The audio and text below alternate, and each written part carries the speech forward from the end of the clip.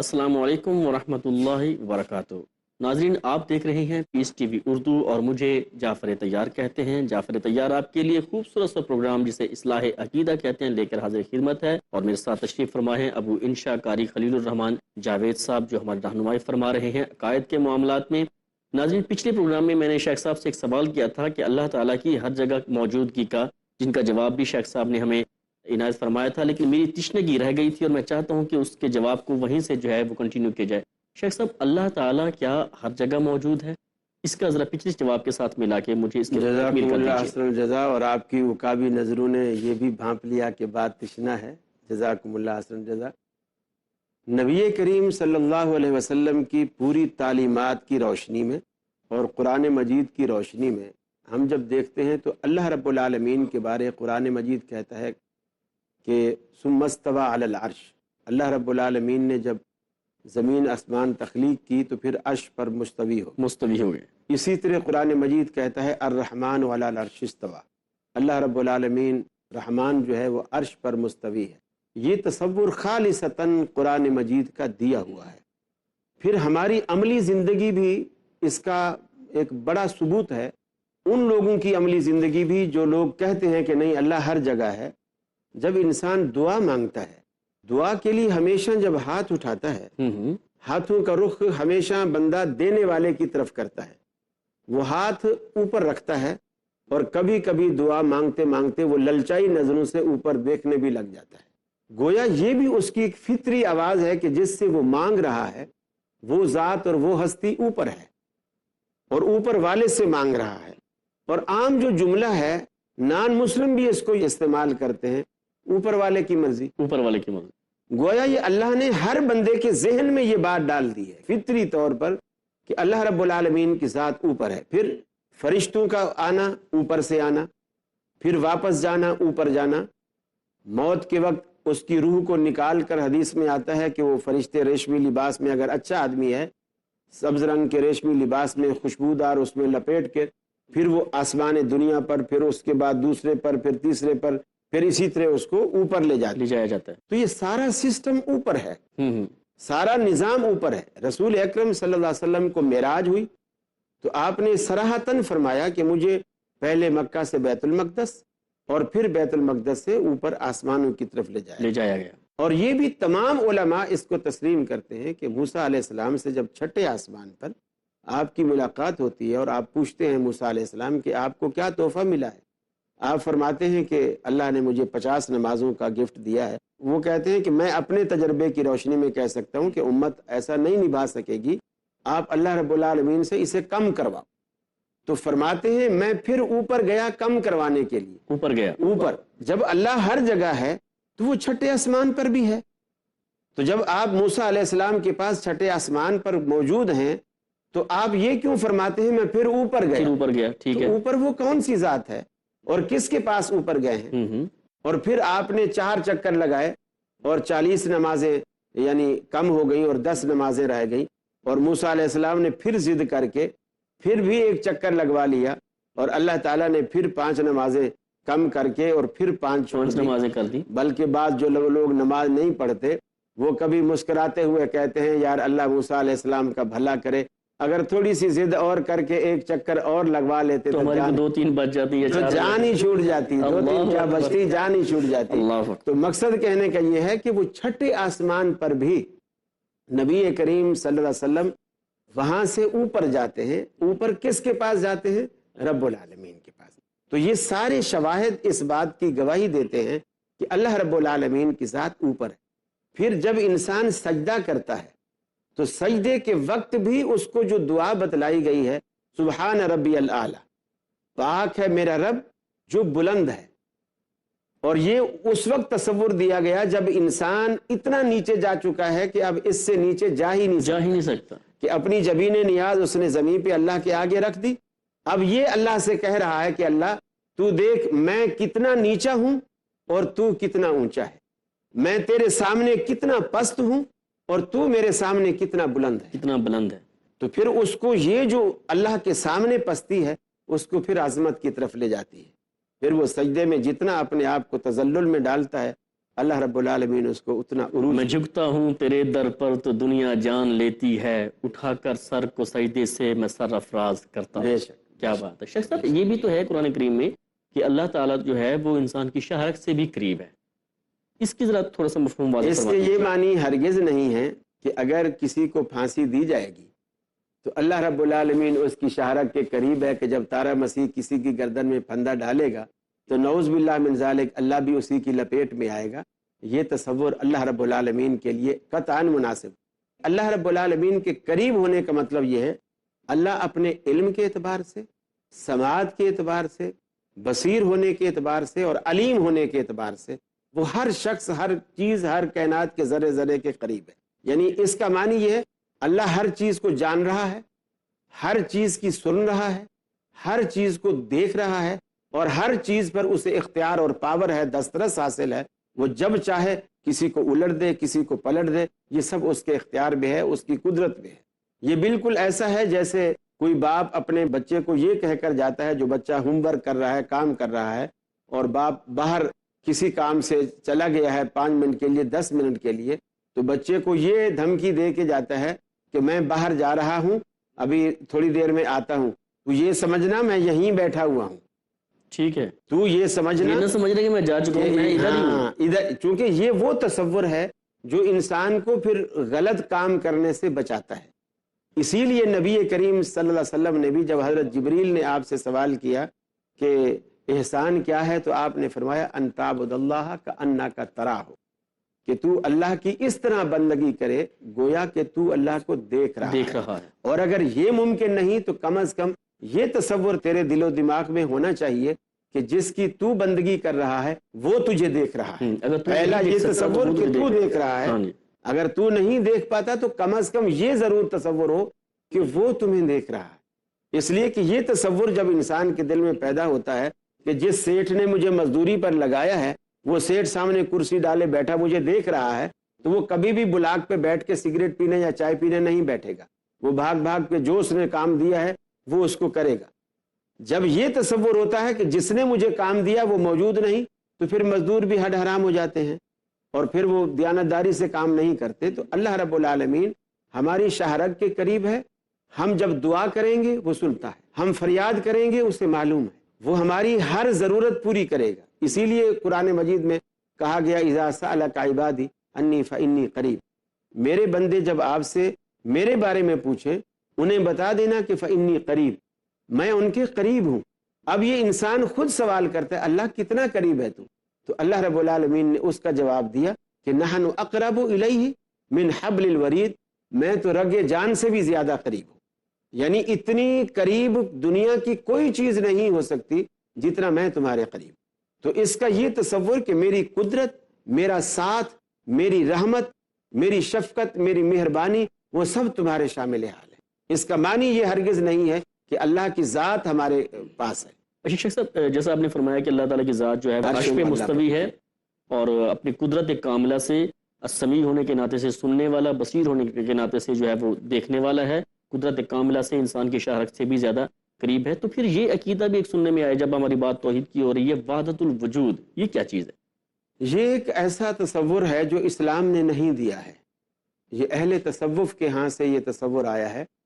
ان کے ہاں یہ ہے کہ ساری کائنات کا ایک ہی وجود ہے. نعوذ باللہ من ذالک، خدا بذات خود اکیلا کوئی چیز نہیں ہے، یہ ساری کائنات ملاؤ گے تو خدا بنے گا. اس کو آپ یوں سمجھے مثال سے، جو وہ لوگ اپنی کتب میں مثالیں دیتے ہیں وہ میں آپ کو تھوڑا تاکہ اس سے بات کی وضاحت ہو جائے. وہ یہ کہتے ہیں جیسے مثال کے طور پر ایک سائیکل ہے، اس کا آپ ہینڈل کھول کے دیوار پہ لٹکا دیں، اس کا ویل کھول کے دیوار پہ لٹکا دیں، اس کا پیڈل کھول دیں، تارے نکال دیں، ٹائر نکال دیں، ٹیوب نکال دیں، گڈی نکال دیں، بیچ کا فریم نکال دیں اور کیلیں لگا کے ساری چیزیں الگ الگ لٹکا دیں، اور پھر کسی سے پوچھیں ہاتھ لگا کے کہ یہ کیا ہے، وہ کہے گا یہ گدی ہے، یہ ہینڈل ہے، اور یہ فریم ہے، یہ تار ہے، یہ ویل ہے، یہ ٹائر ہے، یہ ٹیوب ہے. تو سائیکل کدھر گیا؟ ہم نے تو کوئی چیز چھپائی نہیں ہے، ساری چیز لگی ہوئی ہے. سائیکل کہاں ہے؟ سائیکل کہاں ہے جی؟ تو سائیکل تو نہیں ہے. اب جب ساری چیزیں جہاں جہاں لگنی ہیں اگر وہاں وہاں لگا کے آپ سائیکل کو پھر اسٹینڈ پر کھڑا کر دیں تو پھر کسی چھوٹے بچے سے بھی پوچھیں بیٹا بتاؤ یہ کیا کھڑا ہے، تو وہ کہے گا سائیکل ہے۔ تو وہ یہ اس طرح کی مثالیں دے کر کہتے ہیں کہ اللہ رب العالمین بذات، چونکہ وہ اللہ کے وجود کے ہی قائل نہیں ہے، اللہ رب العالمین کے سرے سے یہ ساری کائنات مل کر، وہ کہتے ہیں پھولوں میں ہے تو خوشبو کی شکل میں ہے، کسی خاتون کے اندر ہے تو حسن کی شکل میں ہے، اس طرح کسی اور جگہ پر ہے تو کسی اچھائی کی شکل میں ہے۔ جس طرح صوفی تبسم کے کچھ اشعار میرے ذہن میں آ رہے ہیں، وہ غالباً کچھ اس طرح ہے کہ چاند تاروں میں تو، مرغزاروں میں تو ہے خدایا، کس نے تیری حقیقت کو پایا، تو نے پتھر سے دریا بہائے، تو نے خاک سے بیل بیوٹے اگائے، گل میں بھی مثل بو چھپ کے بیٹھا جو تو ہے خدایا، کس نے تیری حقیقت کو پایا۔ تو یعنی اس کے کہنے کا مقصد یہ ہے کہ یہ کوئی چیز نہیں ہے، کہیں وہ مہک بن کے نظر آ رہا ہے، کہیں حسن بن کے نظر آ رہا ہے، کہیں روشنی بن کے نظر آ رہا ہے، کہیں ستاروں میں چمک بن کے نظر آ رہا ہے، وہ بذات خود کچھ نہیں ہے۔ اور یہ ساری کائنات مل کر وہ ایک وجود جو بنتا ہے وہ خدا ہے۔ جی بہت شکریہ شیخ صاحب۔ ناظرین آپ نے جانا عقیدہ وحدت الوجود، جو ہمارے ہاں ایک مطلب کہ اصطلاح سنی جاتی ہے اور اس کے ضمن میں جو دلائل دی جاتے ہیں ان کی حقیقت اب انشاء قاری خلیل الرحمان جاوید صاحب ہماری رہنمائی فرما رہے تھے۔ بات کو آگے بڑھائیں گے لیکن اس مختصر سے بریک کے بعد ہمارے ساتھ رہیے گا۔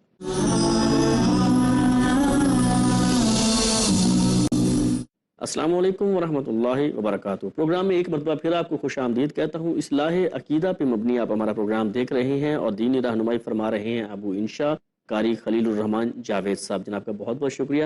شیخ صاحب بریک سے جانے سے قبل عقیدہ وحدت الوجود کی بات ہو رہی تھی جو آپ نے سمجھا دیا، وحدت الشہود بھی سننے میں آتا ہے۔ جی ہاں، یہ تین نظریات ہیں۔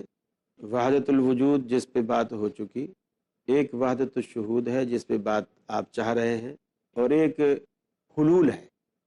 حلول ہے لام واو لام، حلول مطلب حل کر جانا، مکس ہو جانا، ہاں، یعنی اس کے اندر ڈھل جانا۔ ڈھل جانا، جی ہاں، ٹھیک ہے۔ تو یہ تین نظریات ہیں اور تینوں گمراہ کن ہیں، اور یہ اسلامی نظریات نہیں ہیں۔ وحدت الشہود یہ ہے کہ اللہ رب العالمین ہر چیز کے اندر موجود ہے، ہر چیز کے اندر شاہد ہے۔ تو ہر چیز کے اندر جب موجود ہے تو نعوذ باللہ من ذالک، نعوذ باللہ من ذالک، جیسے چور میں بھی اللہ ہے اور تھانے دار میں بھی اللہ ہے، اللہ اور چور کو لٹایا ہوا ہے، تھانے دار اس کی پٹائی کر رہا ہے، جو پیٹ رہا ہے اس میں بھی اللہ ہے، اور جو پیٹ رہا ہے اس میں بھی اللہ ہے۔ یہ اتنا گمراہ کن تصور ہے، اللہ رب العالمین کی شان کریمی کے اور عظمت کے بالکل خلاف ہے۔ یہ مسلمانوں کا عقیدہ ہونا ہی نہیں چاہیے۔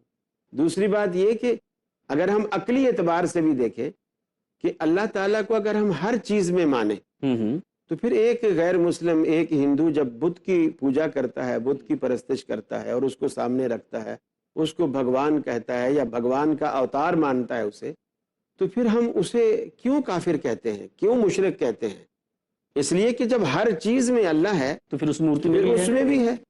مومن خاں مومن ایک شاعر گزرا ہے، جی بڑے معروف شاعر گزرے ہیں۔ اکثر شعراء تقریباً صوفی ذہن کے ہوتے ہیں، لیکن یہ صوفی ذہن کا نہیں تھا۔ اس کا ایک شعر مجھے یاد آ رہا ہے کہ وہ کہتا ہے کہ بندگی یہ بت سے ہوتے نہ کبھی کافر، بندگی یہ بت سے ہوتے نہ کبھی کافر، ہر جا گر اے مومن موجود خدا ہوتا۔ اگر ہر چیز میں اللہ ہوتا تو پھر ہم کافر نہ بت کی بندگی سے، پوجا سے پھر ہم کبھی کافر نہ کہلاتے، اس لیے کہ پھر ہم اس شکل میں بھی ہم اللہ ہی کی عبادت اور بندگی کر رہے ہیں۔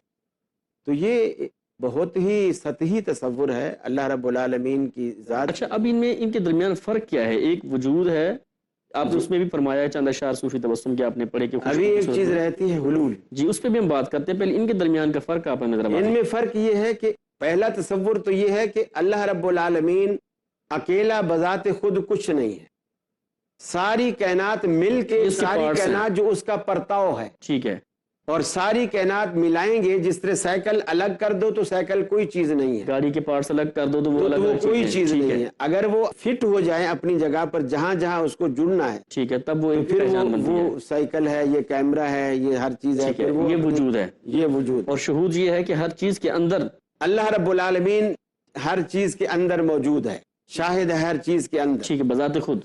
جی ہاں، یعنی ہر کسی میں اس میں بلا تفریق، حتیٰ کہ میاں میں بھی اور بیوی میں بھی، جب ہر چیز میں ہے تو اس کا تصور ہی یہی ہے کہ ہر چیز کے اندر ہے۔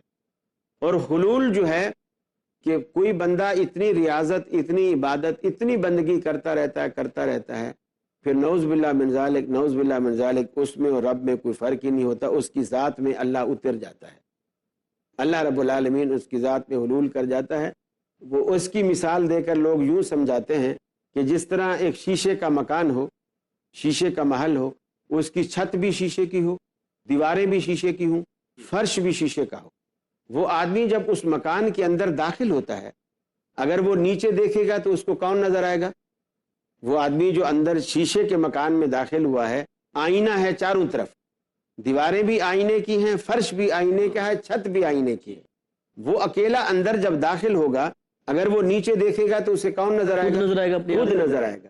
دائیں دیکھے گا، خود نظر آئے گا، بائیں خود نظر، چھت پہ دیکھے گا، آئینہ ہے، خود نظر آئے گا، اپنے آپ کو تو جب وہ چاروں طرف دیکھے گا خود ہی نظر آئے گا، پھر وہ یہ دعویٰ کرے گا انا الحق، کہ میں ہی خدا ہوں، چاروں طرف میں ہی میں ہوں، نیچے بھی میں، اوپر بھی میں، دائیں بھی میں، بائیں بھی میں۔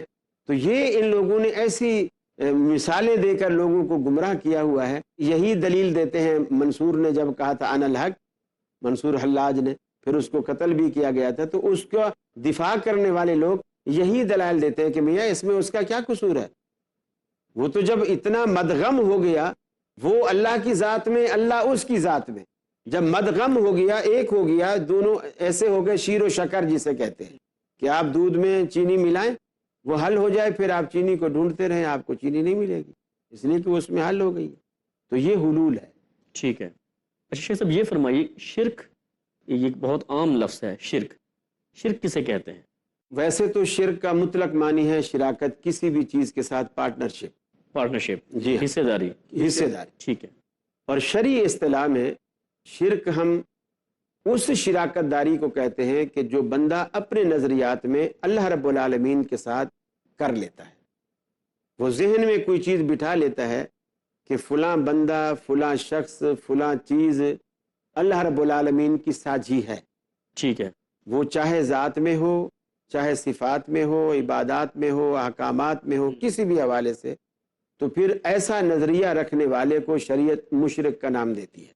تو اللہ رب العالمین نے جس طرح توحید کی اقسام رکھی ہیں، اسی طرح شرک کی بھی اقسام رکھی ہیں۔ جی ارشاد فرمائیے۔ یعنی اگر اللہ رب العالمین کی ذات میں شریک ٹھہرائیں گے تو شرک فی ذات کہلائے گا، یعنی کسی کو بیٹا کہیں گے جیسے عیسائی کہتے ہیں تو یہ شرک فی ذات ہے، شرک فی ذات، اللہ کا بیٹا ہے، اللہ کی اولاد ہے، یا مشرکین مکہ کہتے تھے سارے فرشتے اللہ کی بیٹیاں ہیں۔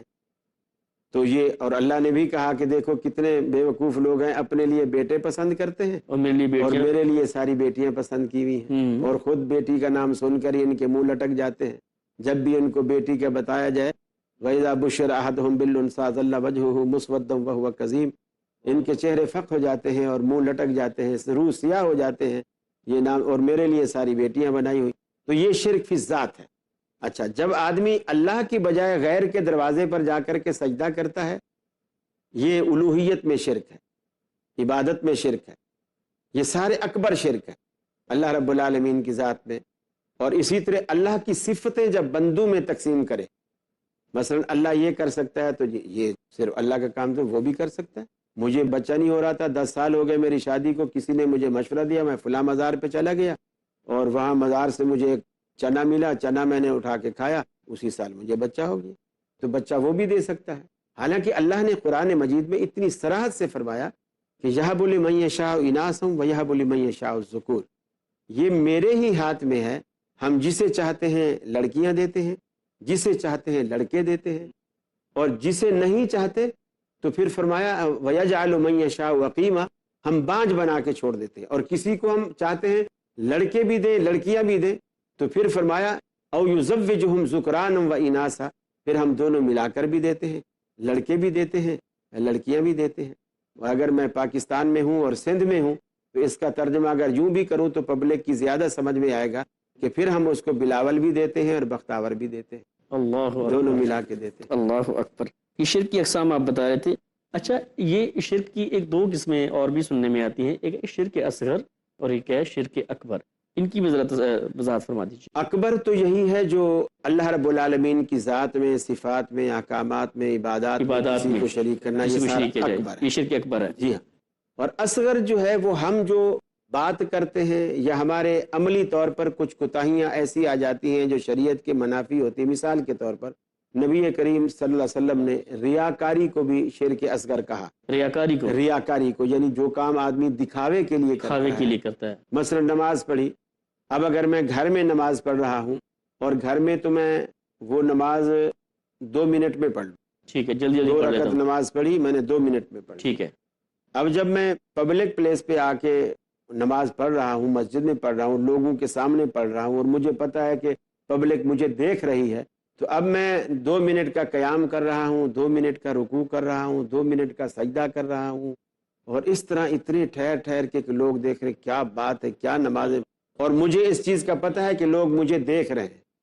تو تنہائی میں میری حالت کچھ اور ہوتی ہے اور پبلک کے سامنے کچھ اور ہوتی ہے. تو وہ پھر مقصد یعنی اس نے وہ کام اللہ کے لیے نہیں کیا, لوگوں کو دکھانے کے لیے, اسے ریاکاری کہیں گے. جی ہاں. اب چونکہ اس کی اس نماز کا مقصد لوگوں کو خوش کرنا تھا, تو اللہ رب العالمین کو یہ بات پسند نہیں آئی کہ یہ کام تو اس نے میرے لیے کرنا تھا اور کیا اس نے لوگوں کے لیے, یا اپنی ذات کو بڑا دکھانے کے لیے کہ میں اتنا بڑا نمازی ہوں. اور اسی طرح مجاہد اگر کوئی لڑے اس لیے کہ لوگ مجھے مجاہد کہیں, بہادر سمجھے, کوئی زکوٰۃ دینے والا اس لیے زکوٰۃ دے لوگوں کو کہ لوگ مجھے سخی سمجھے, حاتم طائی کا بیٹا سمجھے, اس طرح اگر وہ کوئی تصور لے کر کے ایسا کرتا ہے تو یہ سب ریاکاری میں آتا ہے. اچھا, اسی طرح علماء نے ان باتوں کو بھی شرک اصغر کے دائرے میں رکھا ہے جو باتیں ہماری باتوں میں ایسی پیدا ہو جاتی ہیں. مثال کے طور پر ہم کبھی یوں جملے منہ سے نکالتے ہیں جو نہیں نکالنے چاہیے کہ یار رات میں نے چنے کی دال کھائی اور مجھے ساری رات پیٹ میں درد رہا, یہ چنے کی دال کی وجہ سے پیٹ میں درد ہو گئی. حالانکہ وہ جو درد ہے وہ درد چنے کی دال نہیں کر رہی. بیماری اور شفا دونوں کس کے ہاتھ میں ہیں؟ اللہ کے ہاتھ میں. اب میں نے یہ قدرت دال کو دے دی, اچھا پھر میں ٹھیک ہو گیا. کسی نے پوچھا بھی تم کیسے ٹھیک ہو گئے؟ یار مجھے ایک دوست نے بتایا تھا, وہ فلانی گلی میں ڈاکٹر نہیں رہتے, فلانے حکیم صاحب رہتے, ان کے پاس ایسی پڑیا ہے, پڑیا اندر درد باہر. اب میرے ذہن میں یہ بات بیٹھ گئی کہ وہ درد دور کرنے والی چیز جو ہے وہ حکیم کے پاس وہ پڑیا ہے, یعنی وہاں پھر ہمارا وہ اللہ پر جو توکل اور ایمان ہے وہ اس وقت وہ کمزور ہو جاتا ہے. اچھا, اب ہم یہ بے خیالی میں ایسا کہہ رہے ہوتے ہیں, اگر اس وقت بھی کوئی ٹوک کے ہم سے یوں پوچھے کہ پڑیا نے درد دور کیا یا اللہ نے کیا, پھر وہ سیدھا ہو جاتا ہے. وہ کہتا ہے نہیں درد تو اللہ نے دور کیا لیکن سبب اللہ نے پڑیا کو بنایا. تو ہم بے دہانی میں بے خیالی میں ایسے جملے کہہ دیتے ہیں. بعض علماء نے ایسے جملوں کو بھی شرک اصغر کے اندر رکھا ہے. بہت بہت شکریہ شیخ صاحب آپ کا.